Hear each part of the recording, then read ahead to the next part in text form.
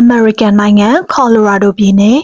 Aston Park ရဲ့မြင့်မားလာတဲ့ Rocky တောင်တန်းပေါ်မှာခန္ဓာထည်ဝါလာတဲ့အဖြူရောင်ဟိုတယ်တစ်လုံးရှိနေခဲ့ပါတယ်။အဲ့ဒီဟိုတယ်ကနေထင်းရှူတော်တွေရဲ့အလှနဲ့ရှင်းလင်းတဲ့ခေါင်းကင်ရဲ့ရင်သက်ရှူမောပွဲမြင်ကွင်းကိုတွေ့မြင်ခန်းစားနိုင်တာပါ။ဒီဟိုတယ်ရဲ့နာမည်ကတော့ The Stanley Hotel ဖြစ်ပြီးဒီဟိုတယ်ကနေဘက်မှာတော့အေဂျင့်နဲ့စက်တည်ရှိပြီးအေဝိုချေပေါ်စော်ခီဥပြုတတ်ပေမဲ့ညဘက်ရောက်တဲ့အခါမှာတော့ဟိုတယ်ရဲ့လူသွားလမ်းဆက်ကြမှာဘယ်သူမှမတွေ့ရတော့ပဲတောင်တန်းကြီးပေါ်တိုးဝဲတိုက်ခတ်လာတဲ့လေတံကကြောချမ်းစရာကောင်းနေခဲ့ပါတယ်လူတော်တော်များများကဒီဟိုတယ်ကြီးထဲမှာတခုခုရှိနေတယ်လို့ယုံကြည်နေကြတာပါဧည့်သည်တွေပြောကြားချက်အရသူတို့ဟာဘယ်သူမှရှိမနေပဲခြေတံတွေကိုကြားရပြီးဧည့်သည်မရှိတဲ့အခန်းတွေထဲကနေဂီတသံတွေကိုကြားရတယ်လို့ဆိုပါတယ်နောက်ပြီးခလေးတွေရှိမနေပဲခလေးရီတန်တွေကိုကြားနေရတယ်လို့ပြောဆိုမှုတွေရှိနေခဲ့တာပါဒါပေမဲ့ဒီဟိုတယ်ကြီးထဲမှာဘာအကြမ်းဖက်မှုမှလည်းမဖြစ်ခဲ့ဘူးတလို့ဘာလူတက်မှုမှလည်းမဖြစ်ပေါ်ခဲ့ဘူးပါဘူးဒါဆိုရင်လူတွေပြောနေတဲ့ဒီဝိညာဉ်တွေဟာဘသူတွေလဲဘယ်ကနေရောက်လာခဲ့ကြတာလဲStanley Hotel ရဲ့မူလအစကတော့1903ခုနှစ်မှာရေနွေးငွေ့နဲ့မောင်းနှင်နိုင်တဲ့ကားကိုတီထွင်နိုင်ခဲ့တဲ့အင်ဂျင်နီယာတဦးဖြစ်သူ Freeland Oscar Stanley ဟာပြင်းထန်တဲ့ TB ရောဂါကိုခံစားရတာကြောင့်နေအောင်ကြီးကောင်းကောင်းရပြီးလေကောင်းလေတန်းလေးရမယ့်နေရာမှာတွားရောက်နေထိုင်ကုသဖို့အကြံပြုခံရပါတယ်။ဒီလိုနဲ့ Stanley နဲ့သူ့မိန်းမ Flora တို့ဟာ Colorado ကိုရောက်လာခဲ့ပြီးလေကောင်းလေတန်းရမယ့်ဒီနေရာကိုတွေ့ရှိခဲ့ကြတာပါ။အနောက်မှာတော့ Stanley ရဲ့ကျန်းမာရေးကလုံးဝကိုကောင်းမွန်လာခဲ့တာဖြစ်ပါတယ်။နောက်တော့ Stanley ကလူတွေကျန်းမာရေးအတွက်အနားယူအပန်းဖြေနိုင်မဲ့ဟိုတယ်ကြီးတစ်လုံးကိုစောင့်မယ်လို့ဆုံးဖြတ်ချက်ချခဲ့ပါတယ်။1909ခုနှစ်မှာဆောက်လုပ်မှုကိုစတင်ခဲ့ပြီး1909ခုနှစ်မှာ The Stanley Hotel ကိုဖွင့်လှစ်ခဲ့ပါတယ်။ဒီဟိုတယ်မှာဘားတွေမပါဝင်သလိုလောင်းကစားရုံလည်းမရှိပဲအရန်ကိုတိတ်ဆိတ်ပြီးစီကန်းတကျရှိလာပါတယ်။ဒီဟိုတယ်ကိုကျမရေးဂီတနဲ့အနားယူခြင်းအတွက်ရည်ရွယ်ဆောက်လုပ်ခဲ့တာဖြစ်ပါတယ်။ဒါပေမဲ့ဖွင့်လှစ်ပြီးတိတ်မကြခင်မှာပဲထူးဆန်းတဲ့အတွေ့အကြုံတွေစတင်ခံစားရတဲ့အကြောင်းကိုဧည့်သည်တွေကပြောဆိုလာခဲ့တာပါ။ဖွင့်လှစ်ပြီးနောက်ပိုင်းအစောပိုင်းကာလတွေမှာတော့ဧည့်သည်တွေကဒီဟိုတယ်မှာရက်သက်တစ်ပတ်များစွာ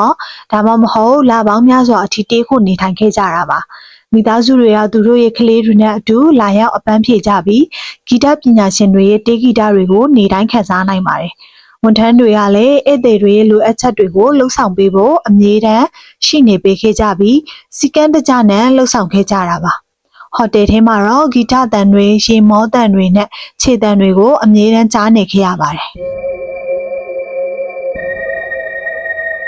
The Stanley Hotel မှာ6လမ်းမှုတွေရှိနေတယ်ဆိုတဲ့ပြောကြားသံတွေက1911ခုနှစ်မှာစတင်ခဲ့တာပါ။ Housekeeper တယောက်ဖြစ်တဲ့ Elizabeth Wilson ဟာဟိုတယ်ရဲ့အခန်း1ခုကိုဝင်ရောက်ပြီး gas နဲ့ထွန်းညှိရတဲ့မီးအိမ်ကိုမီးတွားညှိခဲ့တာဖြစ်ပါတယ်။ဒါပေမဲ့ကန်ဆိုးစွာနဲ့ gas ယိုစိမ့်နေခဲ့တယ်ဆိုတာကိုသူမမသိခဲ့ပါဘူး။အနောက်မှာတော့အခန်းကမီးလောင်ပေါက်ကွဲခဲ့ပြီးသူမအပါအဝင်နောက်ထပ်ဝန်ထမ်း9ယောက်ဒဏ်ရာရခဲ့ပါတယ်။ဧည့်သည်တွေကတော့ဘာမှထိခိုက်မှုမရှိပေမဲ့အဆိုးဝါးဆုံးဒဏ်ရာရသွားတာကတော့ Elizabeth Wilson ဖြစ်ပြီးသူမရဲ့ခြေချင်းဝတ်နှစ်ခုလုံးကကျိုးသွားခဲ့ပါတယ်။ဒါပေမဲ့အံ့ဩဖို့ကောင်းစွာပဲသူမအသက်ရှင်ခဲ့ပါတယ်။ဒဏ်ရာတွေကောင်းမွန်သွားတဲ့အချိန်မှာသူမဟာနှစ်ပေါင်းများစွာအထိဟိုတယ်မှာအလုပ်ပြန်လာလုပ်ခဲ့တာပါ။ဒါပေမဲ့အခန်း1ခုမှာထူးဆန်းတာတွေဖြစ်နေတယ်ဆိုတဲ့အကြောင်းကိုလာရောက်တေးခိုတဲ့ဧည့်သည်တွေကပြောကြားလာခဲ့ပါတယ်။မီးတွေကသူ့အလိုလိုပိတ်လိုက်ဖွင့်လိုက်ဖြစ်နေတာအိပ်ယာတွေကတယောက်ယောက်အိတ်ထားတဲ့ပုံစံမျိုးဖြစ်နေတာဧည့်သည်တွေအိပ်ပျော်နေတဲ့အချိန်မှာအိတ်တွေပွင့်နေတာစတာတွေကိုတွေ့ကြုံလာရပြီးဒါဟာ Elizabeth Wilson ရဲ့ဝိညာဉ်လို့ယုံကြည်ခဲ့ကြပါတယ်။သူမဟာအဖြစ်အပျက်ဆိုးကြီးမှမသိဆုံးခဲ့ပေမဲ့သူမရဲ့အလုပ်ကိုအယမ်းချစ်တာကြောင့်အခုလိုတွေရှိနေခဲ့တာလို့ယုံကြည်ကြပါတယ်။ Freeland Oscar Stanley ဟာ1940ခုနှစ်မှာတည်ဆုံးခဲ့ပါတယ်။ဒါပေမဲ့လူအများစုကတော့သူ့ရဲ့ဝိညာဉ်ဟာဟိုတယ်ထဲမှာရှိနေစေလို့ယုံကြည်ကြတာပါဝန်ထမ်းတွေနဲ့ဧည့်သည်တွေပြောကြားချက်အရဘီလီယက်ခန်းထဲမှာသူ့ရဲ့ရည်တံတွေကိုကြားနေရပြီးဘသူမှရှိမနေပဲစကားပြောတဲ့တွေကြားနေရတယ်လို့ဆိုပါတယ်နောက်ပြီးအခန်းထဲကနေစန္ဒယာတီးတံတွေကြားရပြီးလူတွေအခန်းထဲဝင်သွားတော့မှဒီဂီတတန်ကရက်တက်သွားပါတယ်စတန်လီရဲ့ဝိညာဉ်ကလာရောက်တေးခိုတဲ့ဧည့်သည်တွေကိုခရီးဥကြုံနေဟန်တူပါတယ် Stanley ရဲ့ဇနီး Flora Stanley ဟာပါရမီရှိတဲ့ဇနီးပညာရှင်တစ်ယောက်ပါ1939ခုနှစ်မှာသူမတည်ဆုံးခဲ့ပြီးရတော့ဇန်နီယာတွေကသူ့အလိုလိုတိခတ်နေတာခေါင်းဝရှိကြီးနဲ့အမျိုးသမီးတစ်ယောက်ကိုဖြတ်ခနဲတွေ့လိုက်ရတာဇန်နီယာခုံနားမှာတစ်ခုခုရွှေ့သွားတာရုတ်တရက်အေးစိမ့်သွားတာမျိုးတွေတွေ့ကြုံရတယ်လို့ဆိုပါတယ်ဒါအပြင်လူအများရဲ့ပြောကြားချက်အရရှောင်းလန်းတွေမှာကလေးတွေပြေးနေတဲ့အတန်တွေညဖက်ရီကလေးရီတန်တွေတေးခုနေတဲ့အခန်းပေါ်ဟာခြေတံဖောက်ဖောက်တွေကိုကြားနေရတယ်လို့ဆိုပါတယ်